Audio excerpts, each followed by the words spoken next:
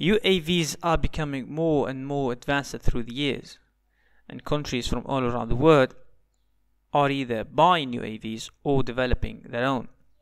And one of the countries that has become a drone superpower lately is Turkey. Since the past few years, Turkey has been a leading country in the UAV industry. The Bayraktar TB2 UCAV has been making headlines everywhere, starting from Libya and Syria to the Nagorno-Karabakh conflict, and finally in Ukraine, where the Ukrainian Ministry of Defense released many footages showing the use of the TB2 to destroy Russian targets. But what about the other Bayraktar drone, the Bayraktar Akinci? Akinci is a high-altitude, long-endurance UCAV, being manufactured by the Turkish defense company Bayraktar. It entered service with the Turkish Army in 2021. While the UCAV hasn't been used as much as the TB2, however, its technical specs makes it a more powerful and more advanced drone than the TB2. Bayraktar, the company that produces the TB2, was founded in 1984 by Özdemir Bayraktar as Bayraktar Makina, a machining company specialized in making automotive parts, and in early 2000s the company launched an R&D to try developing a local UAV. And in 2004, Bayraktar began the development of a mini UAV with the concept of short-range, day and night reconnaissance and surveillance applications. The first successful prototype of the UAV was built 1 year after, in 2005. And we can see in this video from 2005 the man who would later become a national symbol in Turkey, Seljuk Bayraktar, presenting the UAV prototype to Turkish officials to try convince them to invest in the UAV project. After the successful demonstration, Bayraktar was awarded with a contract to start serial production. The first batch of the order by the Turkish Armed Forces was composed of 19 aircraft. The Bayraktar B, which is the name that was chosen for the mini UAV, is a hand-launched man-portable UAV system designed to operate in harsh geographic and weather conditions. The Bayraktar B is used by army units to scout the area surrounding them, providing valuable intel with little risk of being detected. The system offers complete autonomy with protection and a high degree of reliability and operator friendliness, making it a valuable technical asset. Some of the key features of the mini UAV include automotive waypoint navigation, secure digital communication, home return, automatic parachute landing when communication is off, and other features. After the mini UAV success, Bayraktar developed the Malazgirt rotary wing mini UAV, another mini reconnaissance UAV. And in 2009, Bayraktar won a contract to develop and produce a tactical UAV for the Turkish Armed Forces. This would later be the Bayraktar TB2. The TB2 was developed from the TB1, which was a tactical UAV prototype that Bayraktar made to win the contract with the Turkish Defense Ministry. And in 2014, after several years of development, the TB2 entered service with the Turkish Army. The TB2 is a medium-altitude, long-endurance tactical UCAV, capable of conducting intelligence, surveillance, and reconnaissance missions, and also armored attack missions.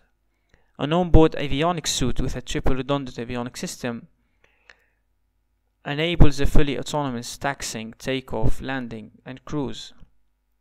It has a communication range of 300 kilometers and a max payload capacity of 150 kilograms.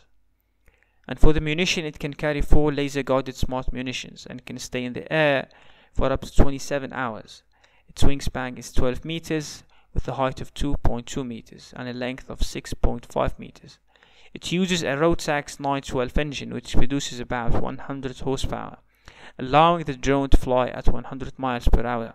The drone is also useful for reconnaissance purpose. Its Bayraktar real-time imagery transmission system allows high-resolution, non-delay live broadcasts to be monitored by multiple users at the same time.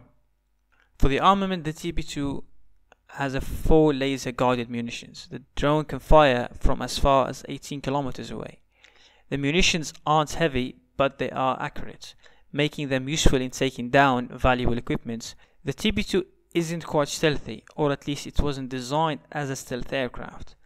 But because it is small with a low speed and flies at low altitudes, this makes it hard for radars to tell it apart from an object in the sky, like a big bird, for example.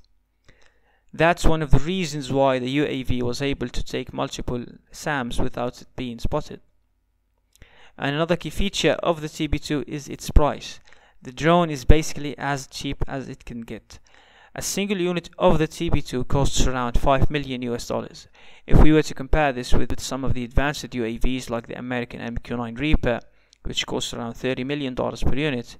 Now of course the Reaper is far better than the TB2, but with the price of a single Reaper you can have 6 TB2s flying in the air. This also makes the drone expendable and makes it an affordable option for countries with low defense budgets. The drone was used in several places around the world, from Libya and Syria to the Nagorno-Karabakh conflict and finally Ukraine. In each of these places the TB2 was effective and made a difference in the battleground. Now back to the main topic, the Akinci. Baykar unveiled its drone at the Technofest Istanbul Aviation, Space and Technology Festival in September 2019. The UCAV's first engine test was performed in September 2019 and the maiden flight was completed in December of that same year. The UAV is expected to serve the Turkish army in both air-to-ground and air-to-air strike missions. The UCAV successfully completed its first launch test in April 2021. The munitions that were used during the test included laser-guided smart micro-ammunition that were developed locally by Roxtan. Flight testing of the first mass-produced Bayraktar Akinci was completed in May 2021 and the UCAV was delivered in August of that same year. Bayraktar Akinci is a high-altitude, long-endurance, unmanned combat aerial vehicle. The aircraft has a 6 tons maximum takeoff weight. Akinci is equipped with 2 turboprop engines which have 2 different types of thrust capabilities. The first one is 540 horsepower, the second one is 750 horsepower, allowing the drone to reach a maximum speed of 150 to 195 knots. It has a wingspan of 20 meters and a height of 4.1 meter and a length of 12.2 meters, meaning that it's nearly twice the size of the TB2 and can reach a maximum altitude of 30,000 to 40,000 feet. Akinci is equipped with electronic support and countermeasurement systems, dual satellite communication systems, air-to-air radar, collision avoidance radar, and National Advanced Synthetic Aperture Radar. Some of the drone's features are fully automatic navigation and route tracking feature, precise auto takeoff and landing with built-in sensor fusion, fully automatic taxi and parking feature, semi-autonomous flight mode support, fault-tolerant and 3 redundant sensor fusion application, cross-redundant YKI system.